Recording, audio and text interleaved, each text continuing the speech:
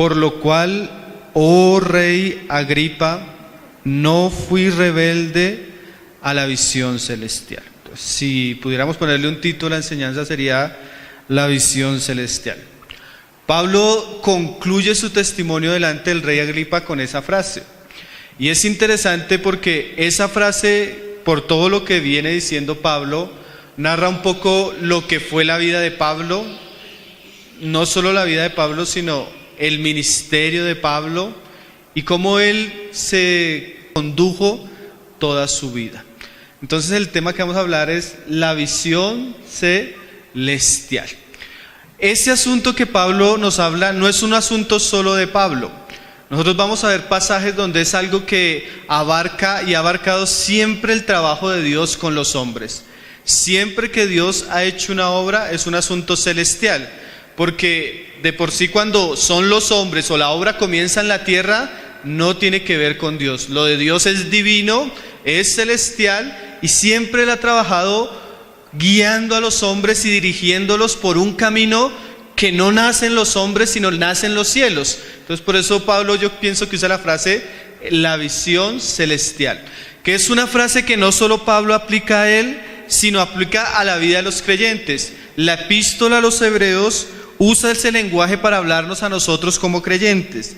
Hebreos capítulo 3, verso 1, el autor hablándole a los hermanos, él les llama que han sido, o sea, a los creyentes les llama como si ellos hubieran sido participantes de un llamamiento, pero no cualquier llamamiento, sino el mismo autor usa las mismas palabras de Pablo, mostrándonos que no solo fue el llamamiento de Pablo, sino es el llamamiento de todos los creyentes. Dice Hebreos 3, verso 1, por tanto, hermanos santos, participantes del llamamiento celestial. Entonces lo que Pablo le dice a Agripa acerca de su vida y cómo él se condujo, no era solo un asunto de Pablo, sino era un asunto de todos los creyentes. De alguna manera todos los creyentes somos llamados a participar en un llamamiento celestial.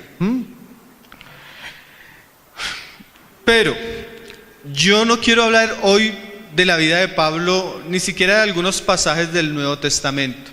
Los pasajes que yo quiero usar se van a encontrar en el Antiguo Testamento. Por eso les decía ahorita que esto no es ni siquiera solo un asunto de Pablo o ni siquiera un asunto de la iglesia. Siempre que Dios ha hecho algo en los hombres, se caracteriza porque el asunto es celestial. Por ejemplo, la epístola a los hebreos nos dice que la obra que hizo Moisés, aunque Moisés trabajó en el antiguo pacto con la ley, eso tenía una base en algo también celestial. Vamos a leerlo ahí más adelante. Hebreos 8, verso 4, nos muestra que todo lo que hizo Moisés en el Antiguo Testamento, sus obras y especialmente todo lo que tenía que ver con el tabernáculo y el servicio del antiguo pacto, ahora el autor a los hebreos nos dice que eso lo hizo Moisés basado en algo, que Moisés subió a la montaña y tuvo una visión, y lo que él vio en la montaña era lo que él tenía que bajar y hacer. Eso nos muestra que así como Pablo y así como nosotros como creyentes, si queremos servirle a Dios, debemos tener una visión, y no solo tener una visión, ser fieles a esa visión que Él nos da. Y vamos a darnos cuenta que la base de todo ministerio y servicio genuino a Dios se basa específicamente en la obediencia a esa visión celestial. Entonces vamos a leerlo ahí como lo dice Hebreos 8, verso 4. Dice, así que, hablando del antiguo pacto, si estuviese sobre la tierra ni siquiera sería sacerdote, habiendo aún sacerdotes que presentan las ofrendas según la ley. Porque el autor viene haciendo una comparación entre Cristo, el sumo sacerdote, y los sacerdotes del Antiguo Testamento. Y él está mostrando que el sacerdocio de Cristo es mayor que los sacerdotes del Antiguo Testamento, porque los sacerdotes del Antiguo Testamento ofrecían en una casa terrenal, pero Cristo traspasó los cielos y está delante de los Padres ministrando en un tabernáculo no hecho por manos de hombres. Entonces él está haciendo una comparación entre la gloria del nuevo pacto y el ministerio de Cristo y su sacerdocio, y el antiguo pacto. Pero en eso que viene desarrollando el autor a la epístola a los Hebreos, él dice algo muy interesante del ministerio de Moisés, que es ahí donde queremos llegar, ahí en el verso 5. Dice, hablando de ese servicio que ejercían los antiguos sacerdotes, dicen, los cuales sirven a lo que es figura y sombra, y mira esa frase, de las cosas celestiales. O sea que aún el servicio del Antiguo Testamento, que si lo podemos decir por el lenguaje de Pablo, era de menor gloria al del nuevo pacto, aún ese servicio estaba basado en una visión celestial que tuvo Moisés. ¿Sí lo estamos entendiendo? Entonces, mira cómo lo sigue diciendo el pasaje. Como se le advirtió a Moisés cuando iba a erigir el tabernáculo. Moisés, hazlo como tú quieras. No. Ahí es donde viene la visión celestial. Mira, o sea que para primero Moisés poder hacer, él tenía que tener una revelación. Mira y haz todas las cosas conforme al modelo que se te ha mostrado en el monte. Entonces, Moisés, antes de erigir el tabernáculo, que según el autor dice que ni siquiera era algo permanente, sino era algo temporal y sombra de la realidad de nosotros, para Moisés erigir ese tabernáculo tuvo que tener una visión celestial de cada uno de los asuntos que él habría de hacer. Por eso tenemos el libro de Éxodo, por eso tenemos el libro de Números, por eso tenemos el libro de Levítico, libros que describen claramente ¿qué? Lo que Moisés vio en el monte. Porque él no podía llegar a erigir algo por su propio corazón, sino que su servicio debía estar basado en la visión celestial. Entonces, ese lenguaje de Pablo, ese lenguaje que se nos habla a nosotros, es un lenguaje que transcurre toda la obra de Dios. Si es obra de Dios, comienza en los cielos, y para que los hombres participen en esa obra de Dios, Dios precisa darles visión celestial. Y aquellos que son fieles a esa visión, que son obedientes a esa visión, son aquellos que van a ser galardonados y recompensados por Dios en el servicio, como se nos dice ahí en Hebreos 3:5, hablando de Moisés. Mira cómo lo dice el mismo autor de Hebreos. Hebreos 3, verso 5. Dice: y Moisés a la verdad, así como Pablo como termina diciéndole a Agripa, yo fui fiel a la visión celestial. Ahora Moisés no lo va a decir, pero el autor de Hebreos cita palabras que dan testimonio que así como Pablo, Moisés también fue fiel a la verdad. Como dice ahí, y Moisés a la verdad fue fiel en toda la casa de Dios. ¿Cuál casa? La que él vio en el monte, y en obediencia a esa visión trabajó y llevó a cabo lo que Dios le había mandado hacer. Pero miren lo interesante, esta frase, como siervo. Pero eso que hizo Moisés no solo era para Moisés, sino mira lo que dice el pasaje: para testimonio de lo que se iba a decir. O sea que la fidelidad de Moisés, aún la de Pablo, hermano, no solo era para que dijéramos, oye, Moisés, tremendo hombre de Dios, o Pablo, tremendo hombre de Dios, no fueron rebeldes a la visión celestial, sino que estos hombres son ejemplo, como dice 1 Corintios 10, para nosotros que hemos alcanzado los últimos tiempos. ¿Sí? Para que nosotros, ¿qué? También seamos fieles, ¿a qué? A la visión celestial. ¿Sí lo estamos entendiendo? Hasta ahora solo quiero introducir el tema, porque estos pasajes nos van a mostrar la seriedad del asunto que vamos a tratar. A veces uno escucha a los hermanos decir, hermano, es que era Pablo, era la iglesia primitiva, era en ese tiempo, en nuestros tiempos es diferente.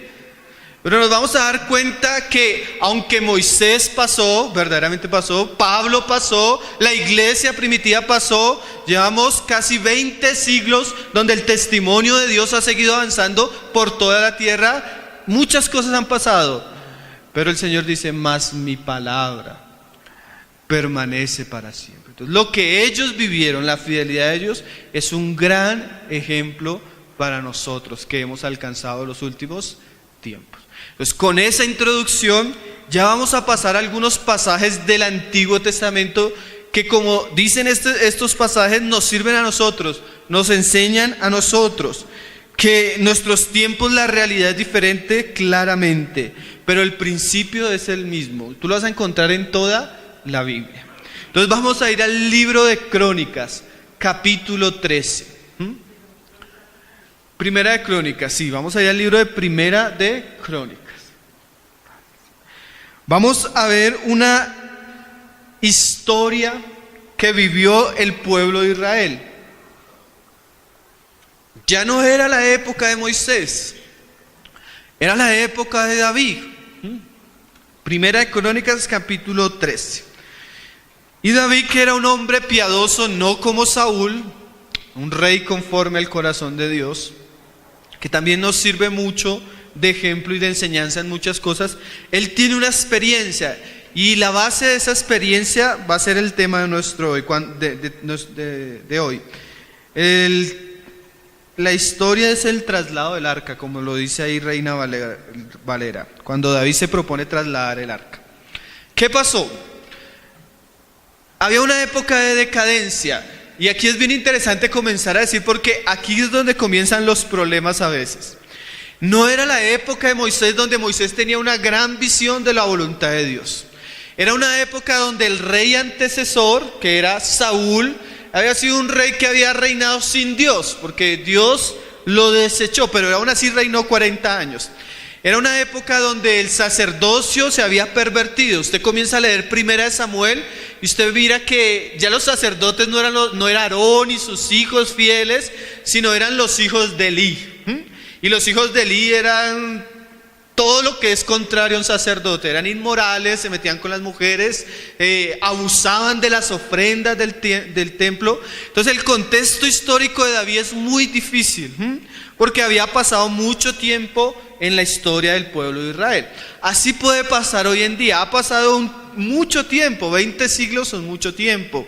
Y el testimonio de Dios ha vivido muchas cosas.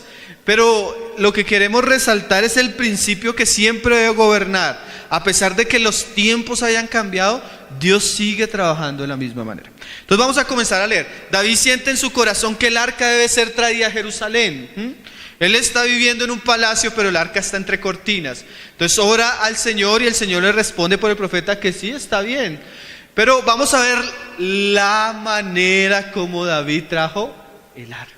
Vamos a ver la manera que nos va a enseñar mucho de visión celestial.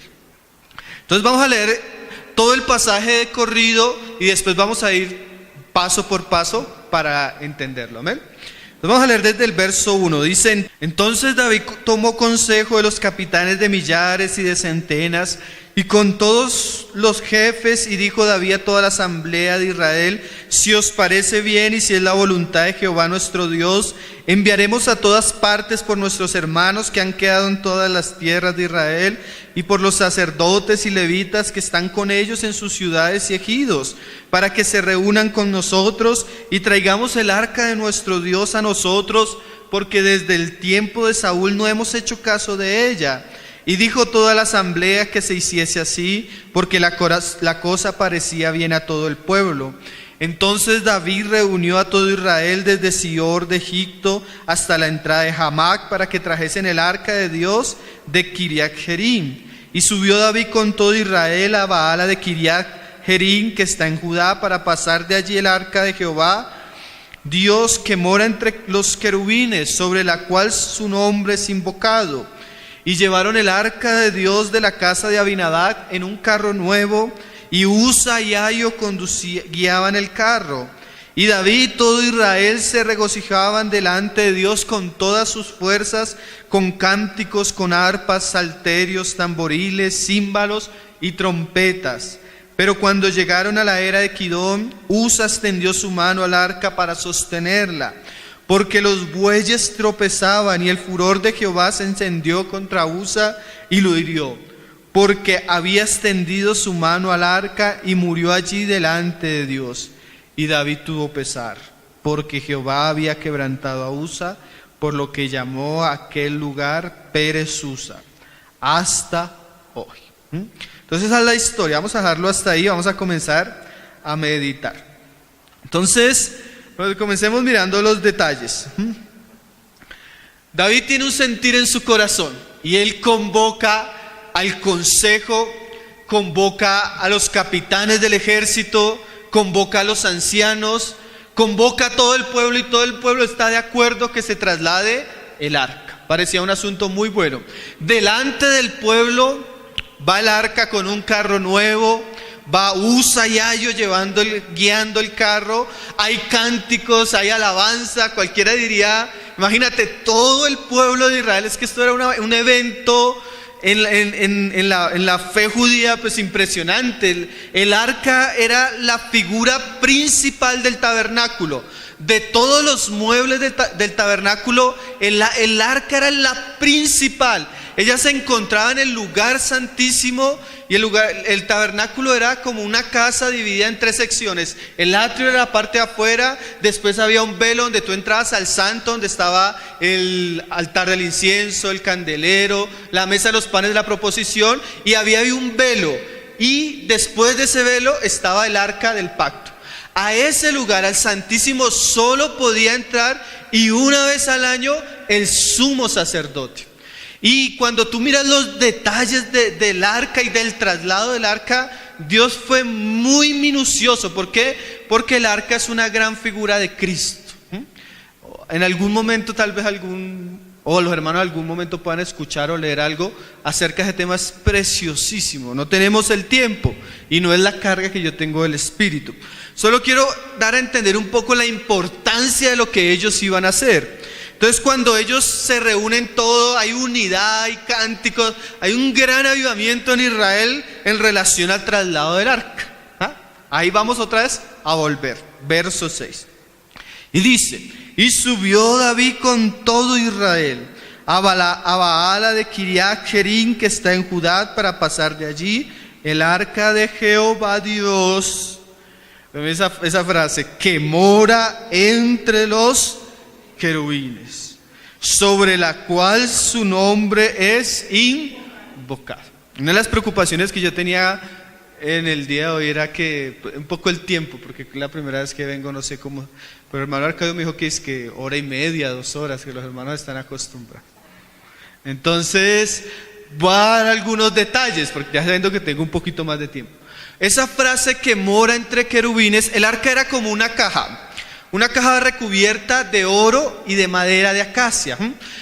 Es figura de Cristo porque Cristo es verdadero hombre, que de eso nos habla la madera, pero también es verdadero Dios, que de eso nos habla el oro.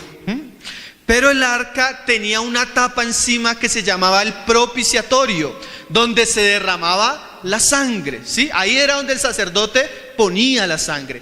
Y esa arca tenía 2 querubines así, extendidos con sus alas, cosa que el ala del frente tocara al otro querubín. Y eso es una realidad preciosa, eso enseña mucho, por eso es ese lenguaje, lo explico es por eso. Porque Dios consideraba el arca algo santo. Entonces la figura de los querubines en la Biblia son aquellos que velan por la santidad de Jehová.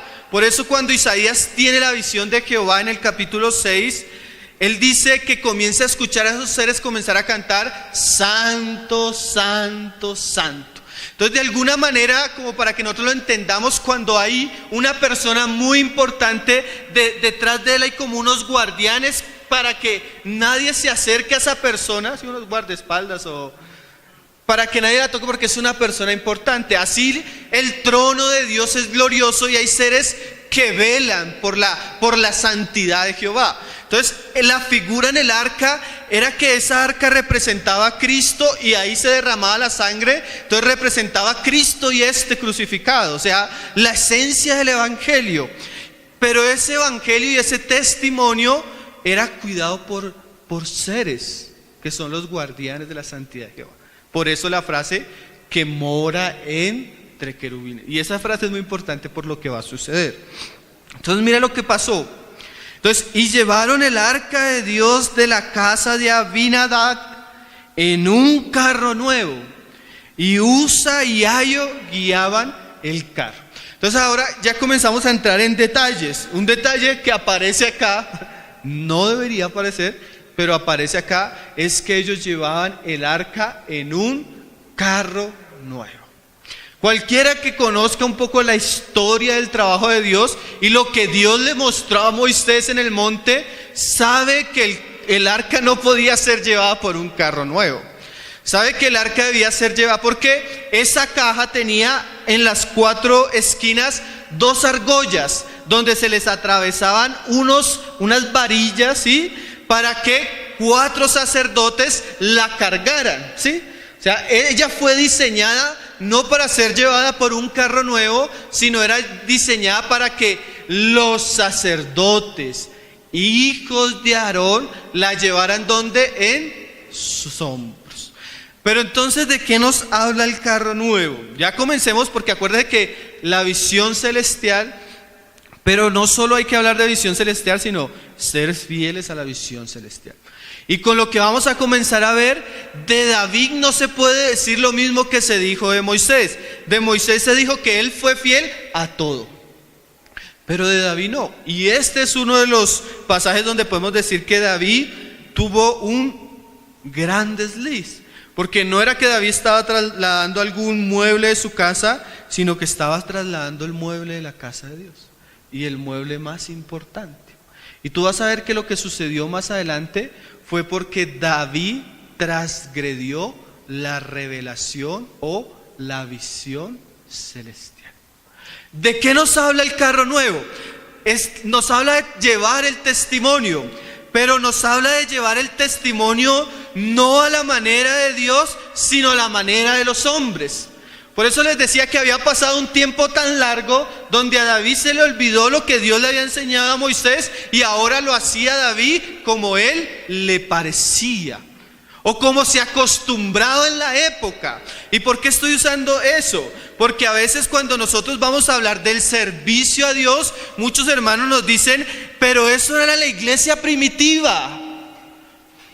O sea, ya no con los hombros, hagamos un carro nuevo porque es más fácil esto, o es más fácil aquello, o hagámoslo de cierta manera porque es que en nuestra época se hace así. Y muchas veces los cristianos comienzan a servir a Dios y no se dan cuenta que están cargando un carro que no se inventó Dios, ni que mandó Dios. Y estamos haciendo las cosas ya no basados en la visión celestial, sino en el invento del carro nuevo. Esto es muy interesante, hermanos. ¿Saben de dónde surge el carro nuevo? Vamos a volver a un pasaje de Primera de Samuel, hermano. Primera de Samuel capítulo 6. Yo a veces me preguntaba, ¿de dónde sacó David el carro nuevo? O sea, ¿de dónde salió la idea del carro nuevo? ¿De dónde surgió? Porque la misma Biblia nos lo dice, hermano. La Biblia nos dice de dónde salió el carro nuevo. Si no lo hicieron a la manera de Dios, de algún lado debieron haberlo sacado. Porque hay algo que usted debe saber. Y esto también es muy serio, hermano. Porque aquí no hay, cuando uno mira la palabra en estos asuntos, no hay como un punto intermedio. Dijo el Señor, o el que conmigo recoge, el que no está recogiendo, desparra. Pero también dice en el mismo pasaje, el que no es conmigo, es contra mí. Piensen estas palabras. Si no salió de la visión celestial, ¿de dónde salió? Yo a veces me pongo a pensar, ¿de dónde surgió? Porque, bueno, si uno lo pusiera a comenzar a trasladar a nuestro tiempo, por ejemplo, bueno, ahorita les voy a dar varios ejemplos, pero el pasaje, dejémoslo que el mismo pasaje nos diga, ahí capítulo 6 de 1 Samuel, verso 2. La historia, como para resumirla, porque para no leer los pasajes largos. Yo les hablaba de los sinvergüenzas hijos de Elí. Ellos murieron porque Dios juzgó a Elí. Cuando ellos murieron, el arca fue capturada por los filisteos. Lo llevaron al templo de Dagón y el arca comenzó a hacer estrago. Lo sacaron de ahí, lo llevaron para otra ciudad los filisteos y les hacía estragos. Porque el Dios defiende su arca. Porque el arca es la figura del testimonio de Dios. especialmente del Hijo de Dios en el Nuevo Testamento. Entonces los filisteos, cansados del azote de Dios, llaman a los brujos y le dicen: ¿qué vamos a hacer con esta arca? Y los brujos le dicen: miren, hagan un carro nuevo, cojan 2 bueyes, 2 vacas, 2 animales, háganle esto, pongan el arca encima y manden eso para Israel, porque no acaba la maldición hasta que no llegue. ¿De dónde viene la idea del carro nuevo? Del infierno, hermano. Ahí mira lo que dice, ahí es el contexto. Vienen los filisteos y ¿a quién les van a preguntar? En el 2, entonces los filisteos, llamando a los sacerdotes, y no eran los sacerdotes de Jehová, y adivinos, preguntaron: ¿qué haremos del arca de Jehová? Uy, qué tremendo, hermano. O sea que la figura del carro nuevo es cuando las personas quieren llevar el testimonio de Dios a la manera del diablo. Uy, eso a mí me estremece, hermano. Cuando yo no soy fiel a la visión celestial, siempre voy a encontrar uno que me va a decir: es así, es así. Y no es el sacerdote de Jehová, es el adivino y es el sacerdote de Baal, de Moloch, de Dagón, de Mamón. Miren, hermanos, y ahí comencé, yo quiero que eso comience a despertar nuestra conciencia. ¿De qué manera hemos estado sirviendo a Dios? ¿Basados en la visión celestial? ¿O nos hemos subido en un carro nuevo? Hoy hay miren, hermano, el cristianismo está lleno de carros nuevos, inventos de hombres, y muchas veces no son hombres. Muchas veces esos inventos de hombres vienen hasta del mismo mundo. Nosotros manejamos un sitio web que se llama Tesoros Cristianos, y hay un documental que yo publiqué una vez que me pareció muy tremendo. Ahí está, usted lo puede ver, y se llama Dividida, y el documental cuenta la historia de la escuela dominical y de los grupos de jóvenes. Y usted estudia la historia de la escuela dominical, y comenzó no en la Biblia, no en la iglesia primitiva, no en los apóstoles, sino mucho tiempo después. Comenzó con un buen cristiano. Él veía niños de la calle que quería enseñarles a leer, niños sin papás. Entonces cogía a los niños, los reunía en el domingo y les enseñó a leer con la Biblia. Entonces eso la iglesia en algún momento lo adoptó. Pero ¿cuál es el peligro de la escuela dominical? Sin ponerme a hablar del detalle, que la responsabilidad de educar a los hijos no es del pastor, ni de educar a los jóvenes es del líder de jóvenes. La responsabilidad es de los papás. ¿Hasta ahí? Entonces, ¿qué pasó? Este hermano cristiano lo hacía, ¿por qué? Porque eran niños que no tenían papás. Pero el cristianismo de nuestros días lleva a los niños, el papá lleva al niño el domingo a que le enseñen, bueno, ni siquiera que le enseñe a que coloree, y él ningún día de la semana enseña la palabra. Mira lo tremendo. Yo ahí les dejo no voy a hablar de eso, les dejo la idea para que usted mismo vea el documental y entienda un poco de dónde viene el carro nuevo. ¿Saben por qué, hermano?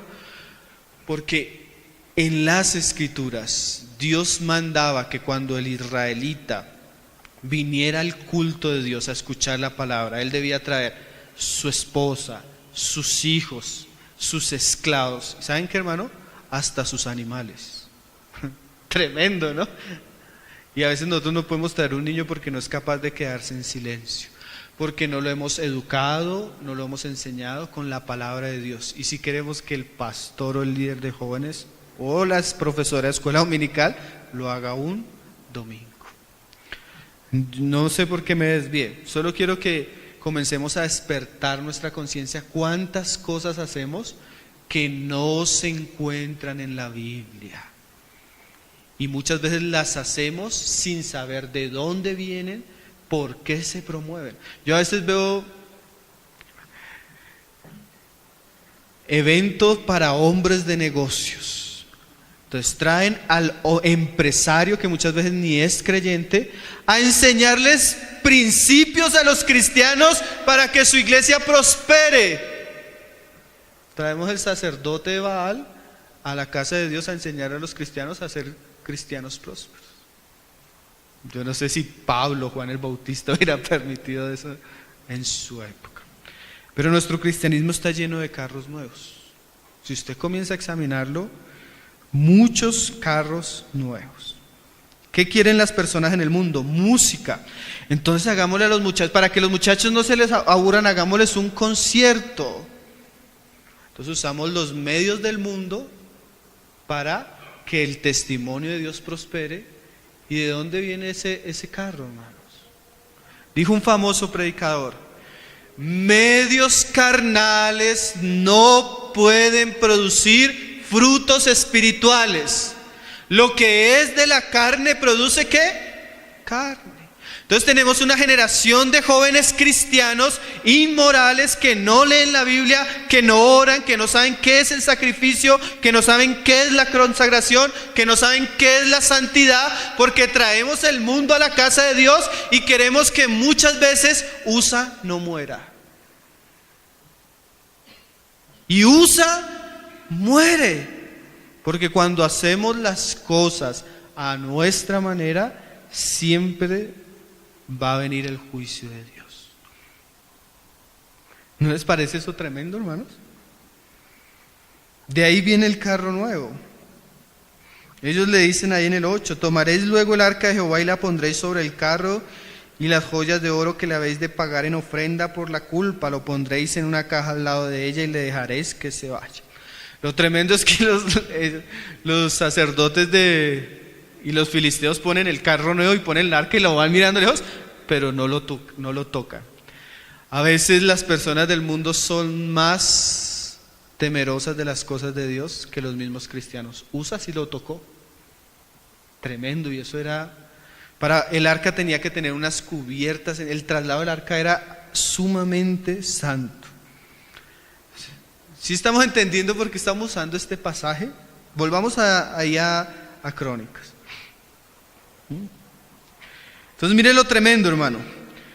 Tenemos a Israel trasladando el arca con un carro nuevo, pero acuérdese el contexto.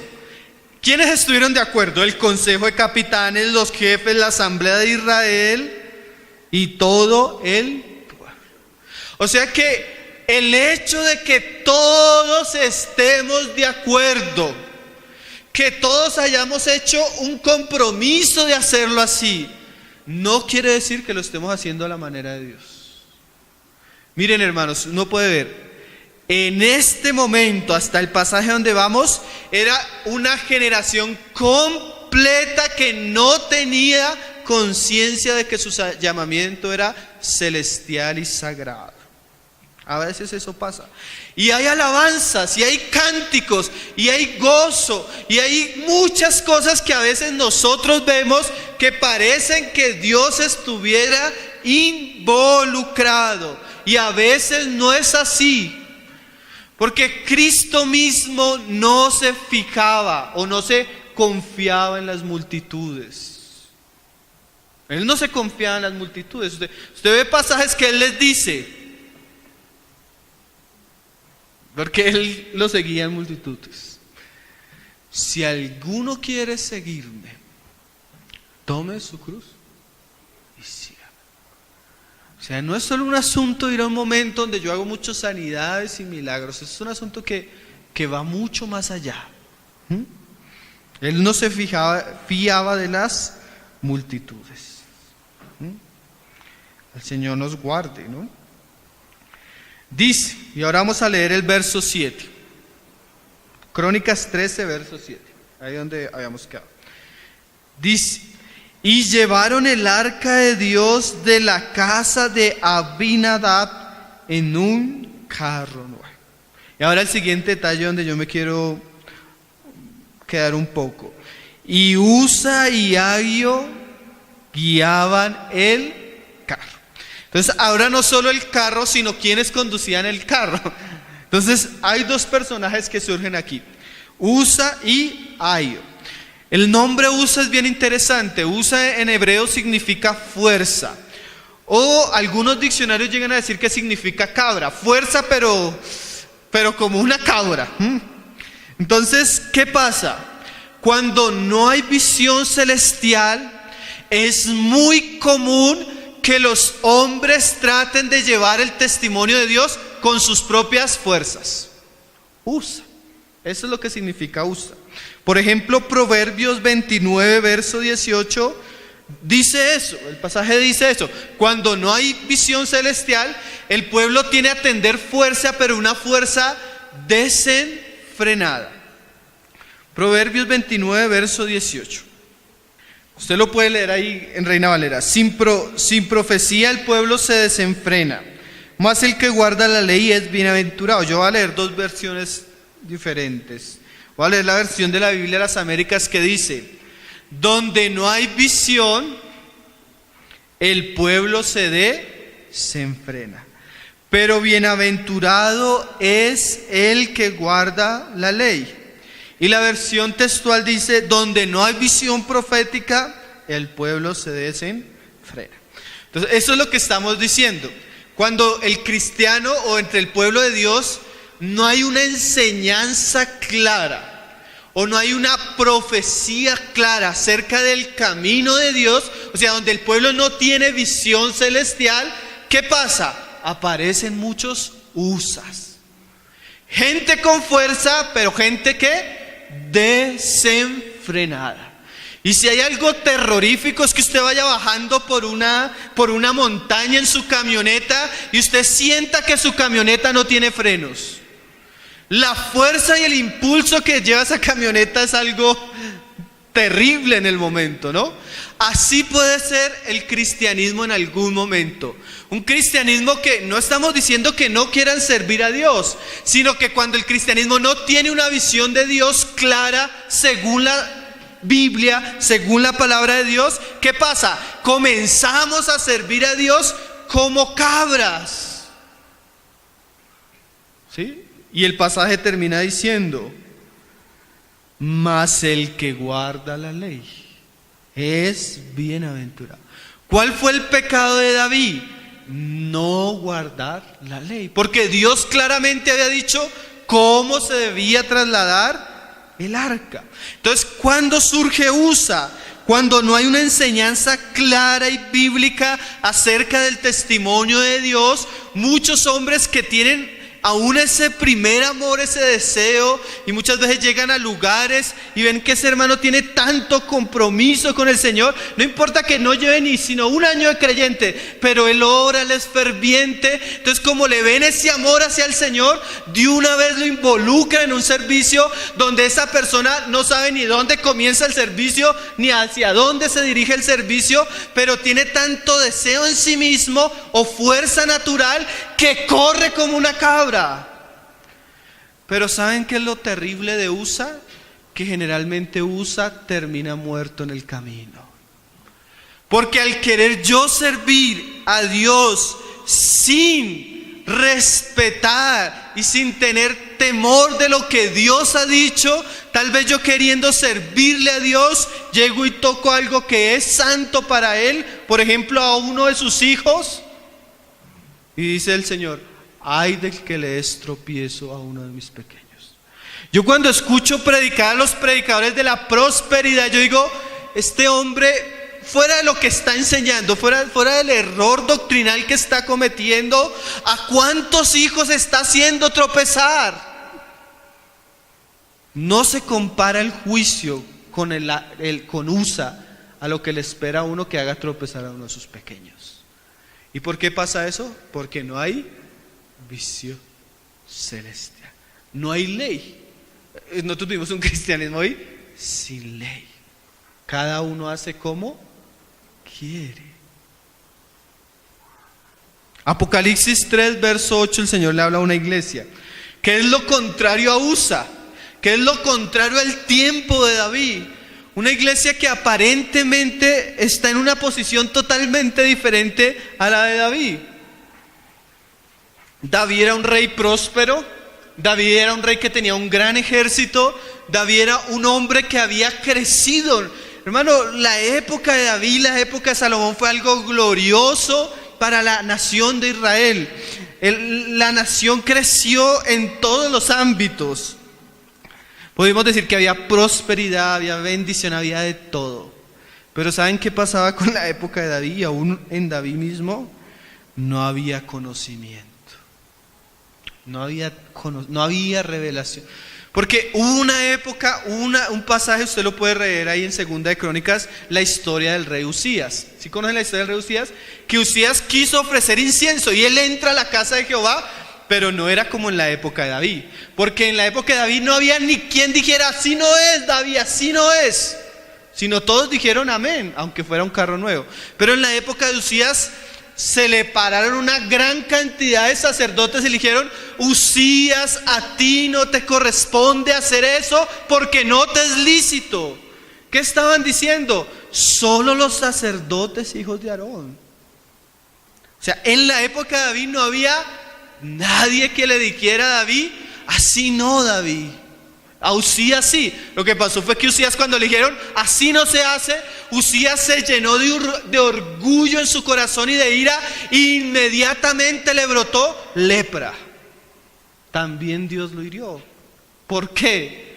Porque diferente a Moisés y diferente a Pablo, estaban siendo rebeldes a lo que Dios había mandado. Tremendo, ¿no? Porque así como Dios aplaude la fidelidad de sus siervos, también castiga la rebeldía de sus hijos. Mira esta iglesia no era USA, esta era una iglesia que está viviendo un tiempo difícil, un tiempo contrario. No era la época de David próspera, no, era un tiempo difícil. Y mira lo que le dice el Señor ahí a la iglesia. En el verso 8, creo que es Filadelfia, dice, yo conozco tus obras. He aquí he puesto delante de ti una puerta abierta, la cual nadie puede cerrar. Y mira esta frase, porque aunque no eres USA, o sea, aunque tienes poca fuerza, mejor que has guardado mi palabra. O en el caso de Proverbios que leíamos hoy, más bienaventurado es, en vez de tener muchas fuerzas o muchos deseos para servir a Dios, Dios considera más bienaventurado la obediencia clara al mandamiento bíblico. ¿Qué le dijo el Señor a Saúl? Saúl, ¿qué son mejor? ¿Los sacrificios o la obediencia? ¿Qué es mejor, Saúl? ¿Qué es una vaca gorda para Dios? ¿Qué espera Dios de nosotros, hermano? Dios no espera que seamos hombres capaces y muy fuertes, aunque si tenemos esa fuerza natural, es bueno, no estamos diciendo que eso sea malo, siempre que eso se someta al mandamiento bíblico de Dios. El problema es cuando usa su fuerza natural y transgrede la ley de Dios. Pero el Señor le dice a Filadelfia, no tienes fuerza, o tienes pero poca. Pero ¿qué ha hecho Filadelfia? Has guardado mi palabra y no has negado mi nombre. Vamos a ver un ejemplo en Saúl, 1 Samuel 13:8. Esos ejemplos comienzan a mostrarnos un poco lo importante que es para Dios ciertas cosas. Usted puede ver los dos casos, pero es que Saúl a las dos primeras ya había transgredido. 1 Samuel 13. Y es que a veces con esto no estamos diciendo muchas veces que no es que Dios Dios no puso a este hombre, o Dios no puso a que, Dios puso a Saúl, Dios lo hizo rey en medio de su pueblo. Lo que pasa es que Saúl fue un rey rebelde a la visión celestial. Entonces a veces cuando nosotros hablamos de ciertos hermanos, de ciertos movimientos, de ciertos trabajos en la casa de Dios, muchas veces no estamos diciendo que que Dios no los haya puesto. Pero Dios no nos puso a nosotros para hacer las cosas como nosotros queramos. Dios nos puso a representarle. Eso quiere decir que si Dios me puso, lo mínimo que Él espera de sus hijos es que sus hijos se sometan a Él y le obedezcan.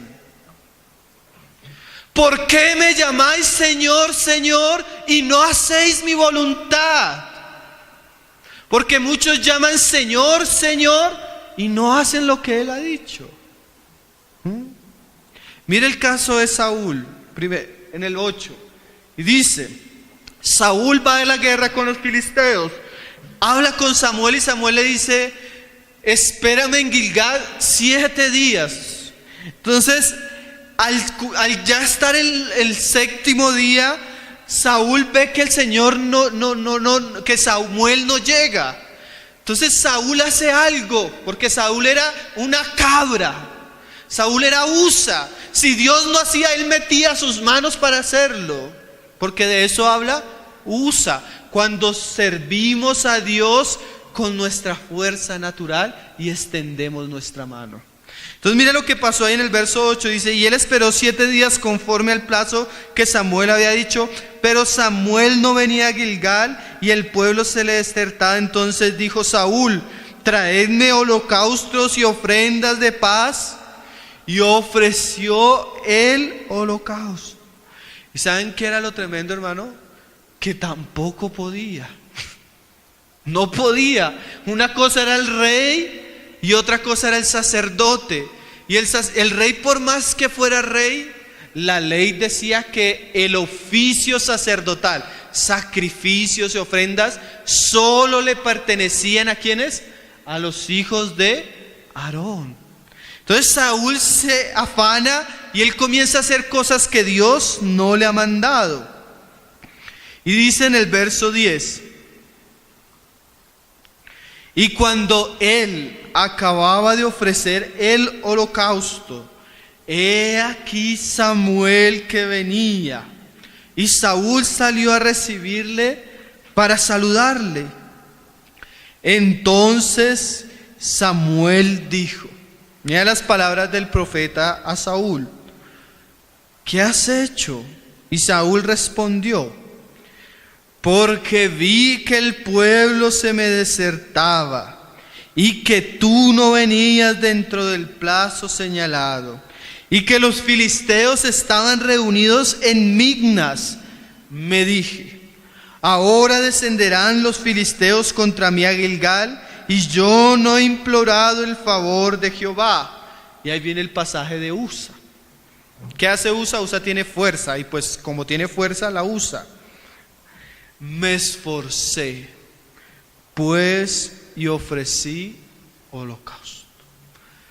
En lo que venimos diciendo, ¿qué es el holocausto y qué es la obra que acaba de hacer Saúl? Saúl tenía un mandamiento muy claro por Dios. Espere que 7 días. No haga nada, espere. Ese era el mandamiento para él. Pero Saúl, al ver las circunstancias que hizo, se afanó, se preocupó, se cargó. Entonces él, al ver que el arca se estaba cayendo, extiende las manos como Usa y dice, entonces se esforzó. Y ahí en el verso 13, entonces Samuel dijo a Saúl, porque a veces hermanos dicen, hermano, pero es que tú no ves la necesidad, hay que hacer algo. Hay que hacer algo. ¿Cómo vamos a dejar que los filisteos nos estén rodeando y no vamos a hacer algo? Tenemos que hacer algo. Pero ¿cómo considera Dios nuestros esfuerzos en la carne? Ahí dice en el verso 13. Entonces Samuel dijo a Saúl, locamente has hecho. O sea que el servicio a Dios hecho en las fuerzas naturales, Dios lo considera una locura. No solo una locura, tú vas a ver pasajes donde Dios lo considera una profanación. ¿Sí? Lo considera rebeldía. Y una persona que está en tal posición delante de Dios no puede representar a Dios. Más adelante él mismo se lo dice. Dice: locamente has hecho, no guardaste el mandamiento de Jehová tu Dios que él te había ordenado. Pues ahora Jehová hubiera confirmado tu reino sobre Israel para siempre. ¿Cuántas personas que tienen un llamamiento celestial sumamente precioso en la casa de Dios lo pierden porque sirven a Dios no basados en la visión, sino basados en su propia carne? ¿Cuántas personas sirviendo a Dios, hermanos, son desechadas, juzgadas, porque a veces no tienen temor del Señor? Dice el 14: mas ahora tu reino no será duradero. ¿Saben que al rey le correspondía el reino y a su familia para siempre? Pero sus hijos no llegaron a reinar. Una vez sucedió algo terrible, hermanos. Hubo un juicio del Señor hacia un rey de Israel, no me acuerdo el nombre exactamente. Pero el juicio decía que no vendría la espada sobre él, sino sobre sus hijos. Ustedes conocen la historia. Y el rey dice: bueno, como no me va a suceder a mí, entonces no le importó el juicio de Dios. No me acuerdo el nombre del rey en este momento. ¿Saben qué, hermanos? ¿Quién? Ezequías. ¿Saben qué, hermano? Muchos cristianos, cuando viven en un cristianismo con un servicio donde no se ofrecen cosas agradables a Dios, sino fuego extraño, muchas veces el azote del juicio de Dios no lo viven los mismos cristianos, sino lo viven sus propios hijos. Yo quisiera que en este momento me prestaran toda la atención posible, hermanos. Oseas 4 dice así: por cuanto desechaste, no lo vamos a leer, lo voy a parafrasear. Por cuanto desechaste el conocimiento, porque el pasaje anterior es: mi pueblo fue destruido, ¿por qué? Porque le faltó conocimiento. ¿Pero por qué le faltó conocimiento? No porque no hubiera, sino porque fue rebelde. Pero el Señor dice así: por cuanto desechaste mi conocimiento, yo también te desecharé del sacerdocio. O sea, la persona que no honra al Señor, el Señor no le va a encomendar sus asuntos. Pero el asunto es terrible, pero lo más terrible es el pasaje siguiente, que dice así: y por cuanto te olvidaste de la ley de Jehová tu Dios, yo también me olvidaré de tus hijos. Terrible, hermano. Así como Saúl, sus hijos no reinarían. Y a veces, muchas veces, nosotros vivimos la consecuencia de un falso cristianismo, no directamente nosotros, sino las generaciones que vienen detrás de nosotros. Yo escuchaba una predicación de un hombre que es un poco vehemente cuando predica la palabra.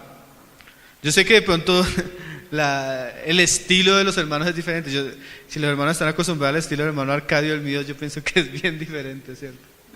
Pero es un hermano que es así más fuerte y más grita. Y él decía algo así: más que yo grito bastante, pero no tanto como ese hermano. Él decía algo así: lo peor del cristianismo que nosotros estamos viviendo es que él mata a los futuros profetas, porque les quita la Biblia y les enseña que el cristianismo es prosperidad, es juegos, es diversión, es música, es películas, es entretenimiento. Estamos matando la generación siguiente de profetas, decía él. Y eso es lo que dice el pasaje: si yo no honro a Dios, si yo no tengo en cuenta lo que Dios ha dicho, tarde o temprano, la bendición, el cuidado, la protección, la gracia, el amor, las cosas que yo he recibido de Dios, lo voy a perder. Y muchas veces es muy triste perderlo viéndolo en los hijos, en nuestros hijos. Un hermano me decía un día: hermano, pero es que la niña tiene sus amiguitos y por lo menos que colorea ya. Entonces yo le decía: hermano, esa niña se va a acostumbrar a ver que el que le está enseñando allá falso hay que seguirle y obedecerle, que ese es el evangelio, que esa es la manera, y cuando tú quieras sacarla de ahí, no va a haber tiempo. Saúl, que sirve a Dios como quiere, locamente. De eso nos habla Usa, un servicio a Dios en nuestra fuerza que no tiene en cuenta la palabra de Dios. Pero no solo quiero hablar de Usa, su hermano, sino quiero hablar del otro, de Aio. La palabra Aio también en el hebreo es interesante, significa su hermano o fraternal. Porque hay mucha gente que está involucrada en un servicio a Dios sin visión, donde priman las fuerzas naturales. Pero hay gente que está involucrada muchas veces en un servicio a Dios, no ni siquiera porque ellos naturalmente sean muy vigorosos, sino porque hay una fraternidad que los une a ciertos movimientos o a ciertas personas. Entonces muchas veces por el amor natural a un hermano, a un ayo, ellos transgreden el mandamiento de Dios. ¿Sí me hago entender? Ayo representa eso, cuando yo sirvo a Dios no por revelación, sino cuando yo sirvo a Dios por un compromiso o una amistad con los hombres. Porque eso es algo muy cierto. Muchas veces las personas no obedecen a Dios y no honran a Dios, no porque no hayan entendido la palabra de Dios, no porque no hayan entendido el mandamiento de Dios, sino porque hay una amistad o un ayo que pesa más en sus corazones. ¿Usted no ha visto eso? Bueno, como un ejemplo muy natural es que hay una iglesia, entonces hay un problema entre el pastor principal y el otro pastor. Entonces el otro pastor se va y se van con él todos los amigos. No se va porque el pastor enseña la Biblia, no se va porque él tiene un entendimiento acerca de las cosas de Dios, sino porque hay una amistad, familiaridad, ¿sí? Ese es ayo, cuando prima el compromiso natural. Vamos a ver un pasaje en Lucas 8 donde el Señor nos habla un poco de eso, el compromiso natural. Porque en cuanto a muchas cosas Dios nos habla en estos aspectos. Por ejemplo, a los hijos le dicen que honren a sus padres y a sus madres. El buen cristiano también debe amar a su esposa, cuidar de ella, debe amar a sus hijos, cuidar a sus hijos, amar a sus suegros. Bueno, esa relación, no estamos hablando de eso. Pero hay algo que es muy cierto. Yo puedo tener una fraternidad, yo puedo amar a mi familia, hasta a mis amigos que sean creyentes. El peligro está cuando yo pongo eso por encima de la revelación, eso encima del mandamiento, eso encima de la obediencia. ¿Qué quiere decir? Por ejemplo, que Dios me dice algo muy claro, es su voluntad. Pero yo por no tener problemas tal vez con mi esposa, yo prefiero honrar a mi esposa y desobedecer a Dios en algo que Él me ha dicho. Ahí mi esposa se vuelve mi ayo. ¿Sí lo está entendiendo? Eso es muy natural. O por ejemplo, yo he sido llamado a un servicio a Dios, pero tengo una amistad, un amigo, y ese amigo no tiene el mismo llamamiento. Entonces yo por esa amistad natural, yo deshonro a Dios y dejo de hacer las cosas que Dios me ha mandado a hacer, porque en mi corazón no quiero hacerle daño a mí, ayo, o a mi amigo, o a mi hermano. Eso representa ayo, cuando priman los asuntos naturales en vez de la revelación celestial. ¿Sí? Aquí está Jesús predicando y hay una multitud. Entonces llegan los ayos del Señor. ¿Cuáles eran los ayos del Señor? Su madre, sus hermanos. Y dice ahí en el 19: entonces su madre y sus hermanos vinieron a él, pero no podían llegar hasta él por causa de la multitud. Y se le avisó diciendo: tu madre y tus hermanos están afuera y quieren verte.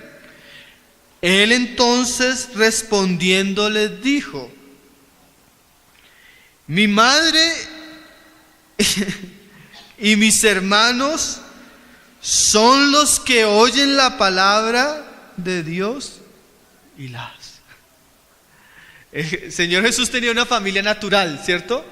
Pero también Él comienza a mostrarnos que Él tenía conciencia de una familia celestial. Porque así como viene la visión celestial, la visión llega con familia, hermanos.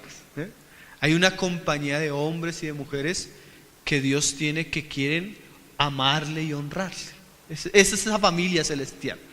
Entonces llega el punto donde Jesús es puesto en una encrucijada. Su familia está afuera y el hacer la voluntad de Dios está acá. ¿Qué escogería usted? Depende. Si usted es sabio, usted escogería a su madre y a sus hermanos.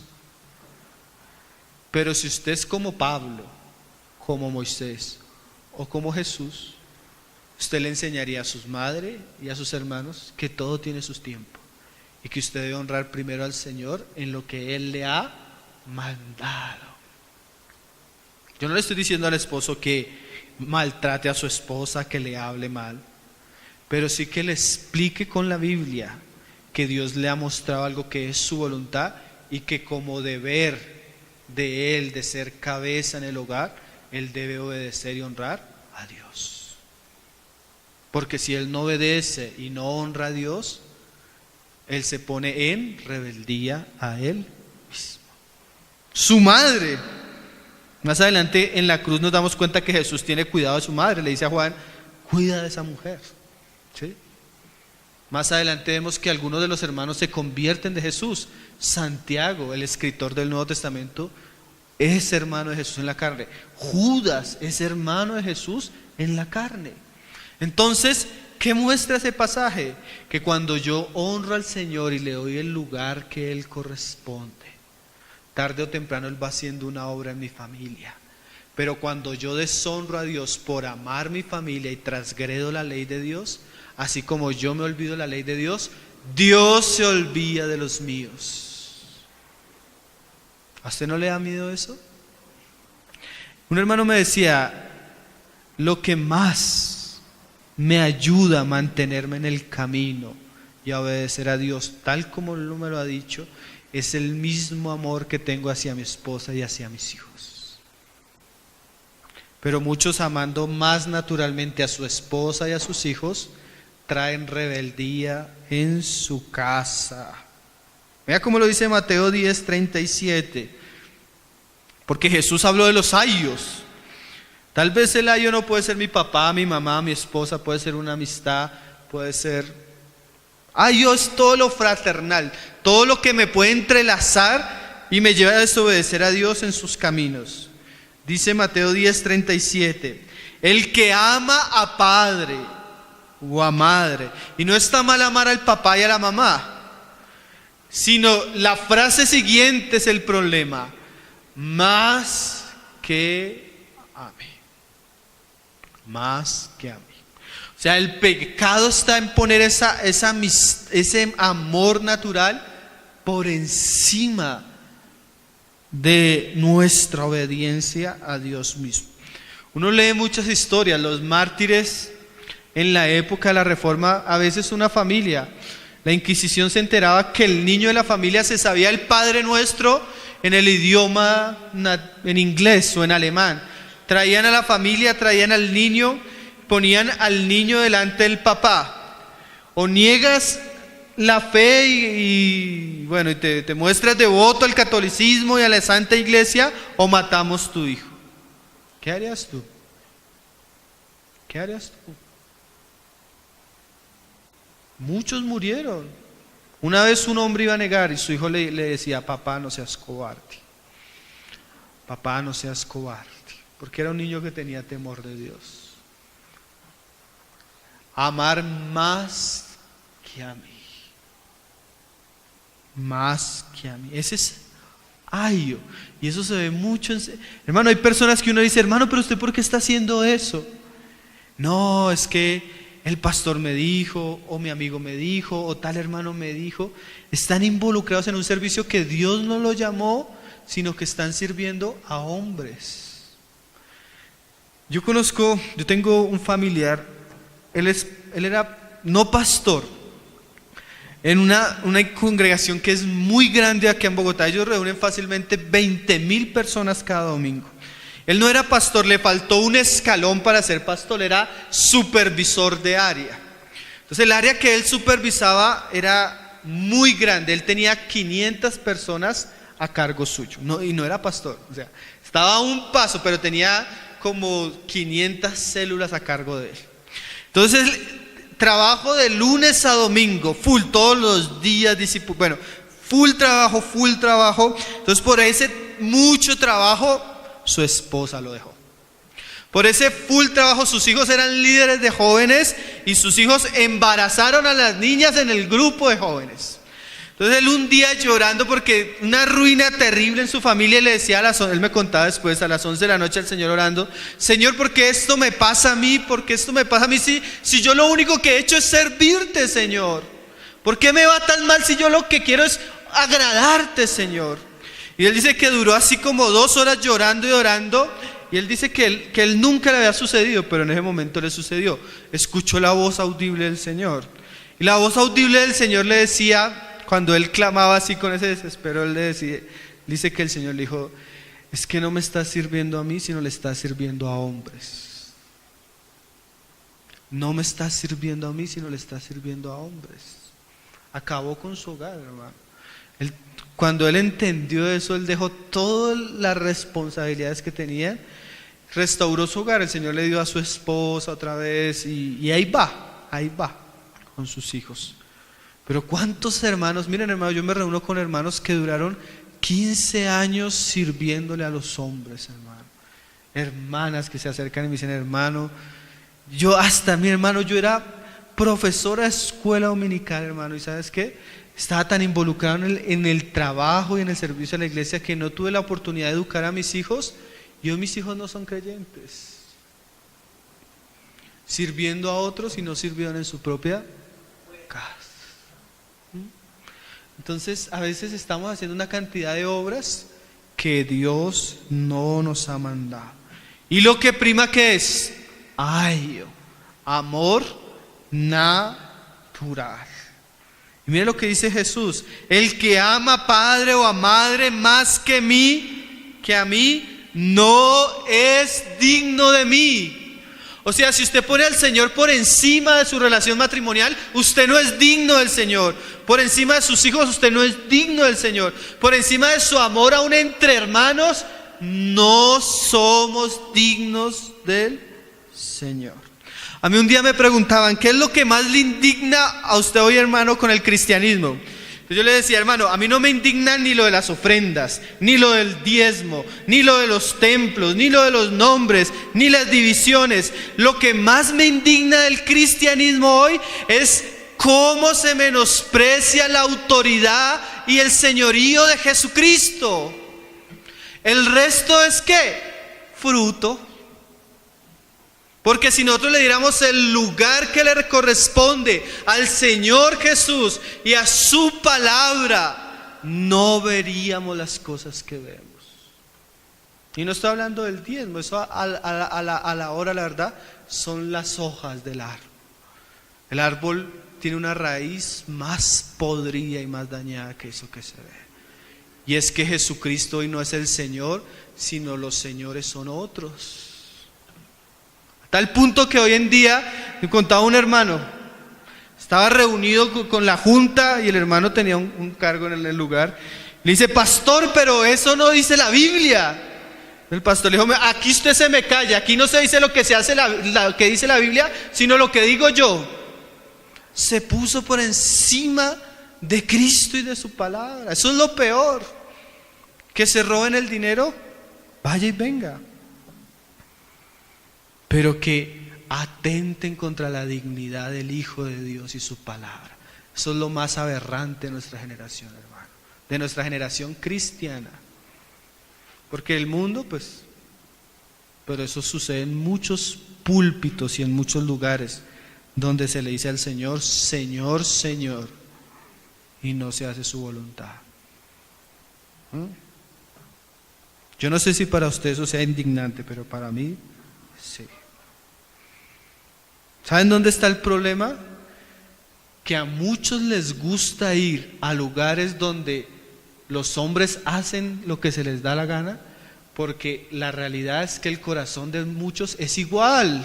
Jesús lo dice ahí: el que no toma su cruz y sigue en pos de mí no es digno de mí. El que halla su vida la perderá, y el que pierde su vida por causa de mí la hallará. Entonces, ¿dónde está el problema? Que muchos no se quieren negar a sí mismos porque quieren hacer lo que ellos quieren y encuentran un lugar donde le promocionan el tú puedes, el tú eres capaz. ¿Sí? ¿Se ha escuchado ese lenguaje? Y en vez de llevar el yo a humillarse delante de Dios, ¿qué hacen? Volver a los cristianos orgullosos, arrogantes, faltos de sumisión, faltos de obediencia, faltos de temor a Dios. Hacen lo que quieren, son como cabras. Es ese yo no crucificado el que nos lleva a servirle a Dios de la manera que nosotros queremos. Pero si usted guarda su vida y hace lo que usted quiere con su vida, la perderá. Pero si usted muere y renuncia y crucifica su yo y lo lleva a la cruz, usted va a encontrar lo que Pablo llamó la visión celestial. Usted va a encontrar su lugar en el cuerpo glorioso de Cristo. Ya no sirviéndole a una organización, ya no sirviéndole a unos hombres, sino sirviéndole al Hijo de Dios.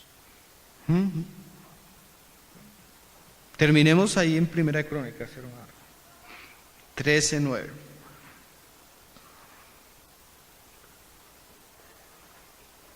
Primera de Crónicas 13:9, el pasaje donde comenzamos. Bueno, vamos terminando. Dice: pero cuando llegaron a la era de Kidón, Usa, ¿sí?, extendió su mano al arca para sostenerla, porque los bueyes tropezaban. Tarde o temprano los bueyes comienzan a tropezar. Y el furor de Jehová se encendió contra Usa y lo hirió, porque había extendido su mano al arca y murió allí delante de Dios. Y David tuvo pesar, porque ¿saben qué es lo más tremendo, hermano? Que a veces nosotros mismos involucramos personas en este ambiente de falso servicio a Dios. Una vez un hermano me decía: ¿usted cuántos tiene? Yo tengo tantos, porque él tenía un grupo. Y yo decía: qué temor tener la responsabilidad de otras personas y no estarlos llevando a Cristo. Usted no imagina la situación de David después de maquinar todo y ver cómo Usa muere delante suyo y ver que fue Dios mismo el que lo mató. A veces no solo nos involucramos en un servicio, involucramos personas en cosas que Dios no es agradado. Dios tenga misericordia de nosotros. Y David tuvo pesar, pero el pesar no devolvió a Usa. Y eso es lo triste, hermano, que a veces vemos por el camino una cantidad de personas que se han ido quedando. Y muchas fruto de un cristianismo anárquico, que no se somete a Cristo, que no honra su palabra, que no tiene visión celestial. Y nos preguntamos por qué la mayoría de nuestros jóvenes, aún niños que nacen en la iglesia, ¿por qué no llegan a la fe? ¿Por qué se quedan en el camino? Por falta de un mensaje claro del Evangelio. Porque mucho de lo que se escucha hoy en los domingos en un púlpito son golosinas para la carne, hermano. ¿Qué quieres? ¿Qué deseas? Pacta para que lo obtengas. Cristianismo falso, hermano. Señor, tenga misericordia. Y dice: porque Jehová había quebrantado a Usa, por lo que aquel lugar se llamó Pérez Usa hasta hoy. Esa frase, hasta hoy. Porque ahí pereció Usa. ¿Saben por qué se le ponía nombre a los lugares, hermano? En esa época se hacían monumentos para que el pueblo de Dios no olvidara lo que había pasado. ¿Sí? Para que ellos tuvieran presente que Dios había juzgado una situación porque se había hecho una situación fuera de la voluntad de Dios. Y David temió a Dios aquel día. En estos días escuchaba una definición de lo que es el temor a Jehová, que es como la mejor que he escuchado para entenderlo. El temor a Jehová no es miedo, hermanos. Decía el hermano, temor a Jehová es la conciencia de que Dios todo lo ve, todo lo oye y todo lo conoce, aún lo profundo del corazón. Entonces, basado en esa conciencia, el cristiano que tiene, o el hombre justo que tiene temor de Dios, es aquel que está procurando someter todas las áreas de su vida conforme al mandamiento bíblico. Ese es el verdadero temor a Jehová.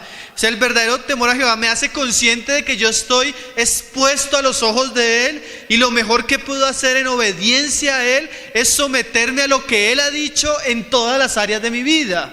¿Sí? Hoy estamos hablando especialmente en el servicio, pero eso ocurre en el hogar, ocurre en el matrimonio, ocurre en el trabajo, ocurre en la iglesia, en todo. O sea, temor a Jehová es llevar todas las áreas de mi vida a que ellas correspondan al principio o mandamiento bíblico. ¿Sí? Ese temor ojalá lo hubiera tenido David antes. Más adelante la Escritura nos dice que David era un hombre conforme al corazón de Dios. ¿Y saben cuál es la característica de ese corazón? Que hará todas las cosas que yo le mande, decía el Señor de David. Pero eso lo aprendió después de estas experiencias terribles. ¿Cuál es la gran enseñanza? Ahí en 1 Crónicas 15 verso 1. Después de eso dice David, yo no voy a llevar el arca a mi casa. O sea, se dio cuenta que el asunto era ¿qué? Santo, que no lo podía llevar a su manera.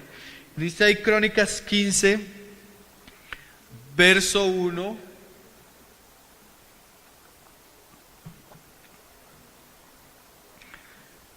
Primera de Crónicas 15, verso 1.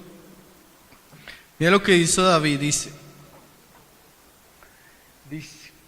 Hizo David también casas para sí en la ciudad de David, y arregló un lugar para el arca de Dios. Pasó un tiempo después de la experiencia. Y le levantó una tienda. Entonces dijo David, mira, ahí todo se resume en esta frase. El arca de Dios no debe ser llevada sino por levita. Esa es la enseñanza, ¿no? Dios había dicho que no era con un carro nuevo, sino ¿quiénes? Los sacerdotes, apartados para eso. Dice, sino por los levitas. ¿Por qué? Porque así Dios lo quiso. A veces yo me libro de muchas preguntas así. Porque así Dios lo quiso, es la casa de Él. Hermano, ¿por qué la mujer no puede predicar en la iglesia? No, pregúntele a Dios, no fue que Dios el que dijo. ¿Quién lo está diciendo? ¿Lo dijo yo? No, lo dijo Dios, lo dijo Pablo. Arranque esas hojas de la Biblia. Porque así lo quiso Jehová. Hermano, eso era para la iglesia primitiva. Eso era para el tiempo de Moisés, para que lleven el arca de Jehová y le sirvan ¿qué? Perpetuamente. Hermano, los cielos y la tierra pasarán, pero lo que dijo Jesús no pasará. El mandamiento tiene carácter perpetuo. Volvamos a donde comenzamos, Hechos 26, verso 19. Hechos 26, 19, el pasaje con el que comenzamos. ¿Cuál? La visión celestial. Dice, Hechos 26, verso 19, dice, por lo cual, oh rey Agripa, no fui rebelde a la visión celestial. Mire este pasaje, hermanos. ¿Por qué Pablo le añade, no fui rebelde? Porque a mí me preguntan, ¿cuál es su mayor preocupación? Sí, realmente oramos bastante por aquellos hermanos que están involucrados en ese tipo de cristianismo que es totalmente antibíblico, y oramos por ellos. Pero ¿saben cuál es mayor mi preocupación? Por aquellos que están entendiendo la palabra, escuchando buena enseñanza y están siendo rebeldes a ella. Esa es mi mayor preocupación. Porque hermanos, no Dios nos va a juzgar a todos de la misma manera. El Señor dice que al que más se le da, más se le da. Y si Pablo describe toda su vida cristiana con la visión celestial, Pablo vio muchos cristianos que oyendo, entendiendo y viendo fueron rebeldes a lo que vieron y oyeron.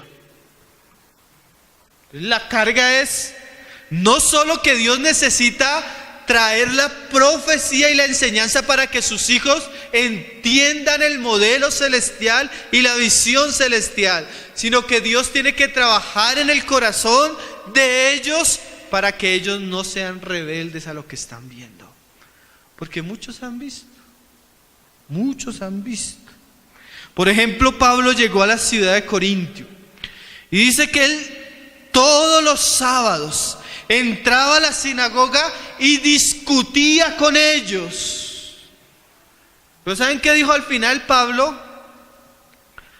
Pablo dijo: a mí me pasó lo que le pasó a Isaías. ¿Saben qué le pasó a Isaías?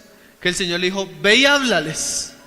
Pero de una vez te digo, Isaías, verán, pero taparán sus ojos. Oirán, pero cerrarán sus oídos. ¿Por qué? Porque su corazón se ha endurecido. Y así dijo Pablo a los judíos: he aquí ahora me vuelvo a los gentiles, porque de vosotros ha dicho Isaías, viendo con sus ojos y no ven, oyendo con sus oídos y no oyen. ¿Qué fue eso? Que claramente la visión celestial fue presentada delante de ellos, pero ellos le dieron la espalda al mensaje de Dios. Fueron rebeldes. Pero dice Pablo al final de su vida: yo no fui rebelde. Y esa es la enseñanza para nosotros, hermano. No seamos rebeldes, hermano, a lo que Dios nos ha hablado. Porque Dios no nos va a pedir cuentas de lo que no nos ha hablado. Dios nos va a pedir cuentas de lo que Él nos ha hablado. Un mensaje de una de las 7 iglesias que a mí, cuando lo estudiamos con los hermanos, me impactó. Creo que es a la iglesia de Sardis o Tiatira, no, me parece que es Tiatira. Le dice el Señor: acuérdate pues de lo que has oído y arrepiéntete. Si no, vendré a ti como un ladrón en la noche. Mira lo tremendo. Esa iglesia oyó, pero a veces la gente tiende a olvidar lo que ha oído. Y dice el Señor: acuérdate. Y lo que muestra la frase siguiente quiere decir que ella no obedeció en un comienzo. Y arrepiéntete, o sea, tienes que cambiar el camino.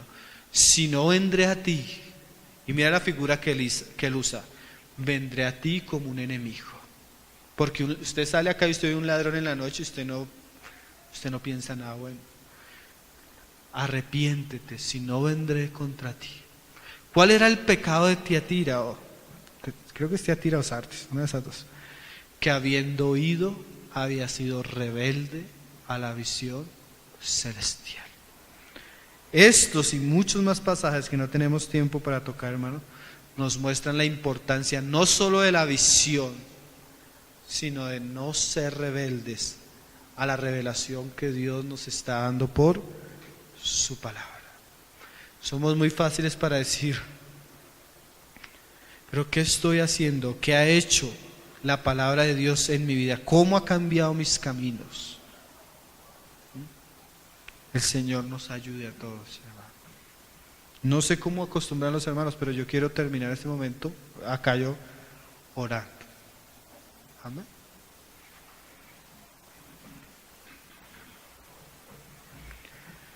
Padre, te damos gracias, Señor, por tu palabra, Señor. Señor, permítenos ser como Habacuc, Señor, que decía: Señor, he oído tu palabra y temí, Señor. No dejes que tu palabra, Señor, caiga en tierras muertas, Señor. No dejes que nuestro corazón sea duro como una piedra, Señor. Ayúdanos, Señor, para que tu palabra pueda producir un fruto, Señor, genuino y verdadero en nuestro corazón, Señor. No dejes, Señor, que seamos como Agripa, que le decía a Pablo, por poco me convences, Señor. Queremos que tu palabra realmente nos convenza, Señor, y no por poco, Señor, sino que realmente tu palabra nos convenza mucho, Señor, y nos lleve a encaminar nuestros pasos, Señor, en obediencia y sujeción a ti, Señor. No queremos ser rebeldes, Señor. No queremos ser como Saúl, Señor. No queremos ser aún como Usa, como David, Señor, en estos casos, Señor. Ayúdanos, Señor, concédenos ser fieles a ti, Señor, ser fieles a la palabra que hemos recibido de ti, Señor.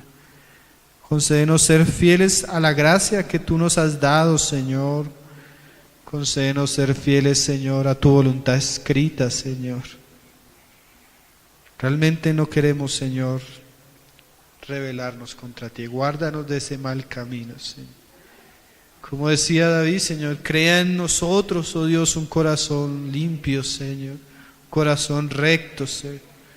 Un corazón obediente, Señor. Un corazón sumiso, Señor. Un corazón que se someta a ti, que te honre, Jesús.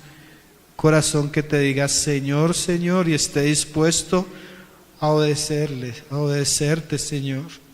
Que esté dispuesto a seguirte, a amarte, Señor, como tú lo mereces, Señor. No nos dejes, Señor, en nuestra locura, Señor. No nos dejes actuar más locamente, Señor. No nos dejes, Señor, hacer las cosas a nuestra manera, Señor. Enséñanos, Señor. Queremos que algún día se diga de nosotros, como se decía Moisés, Señor, que fue fiel a ti en todo, Señor, a lo que tú le mandaste. Así como Pablo, Señor, que cuando lleguemos a las canas, Señor, no lleguemos avergonzados, Señor, sino que podamos decir que hemos sido fieles hasta la muerte, Señor, y que ahora nos espera la corona de gloria, Señor, la cual tú darás a todos los que te aman, Señor. Ayúdanos a amarte, Jesús, y a honrarte, pues tú eres digno, Señor. Oramos en tu nombre, Señor, pues hemos leído tu palabra delante tuyos. Bendícela y prospérala, Señor, que sea de vida y de salvación para muchos, Padre. Pedimos en el nombre de tu Hijo Jesús.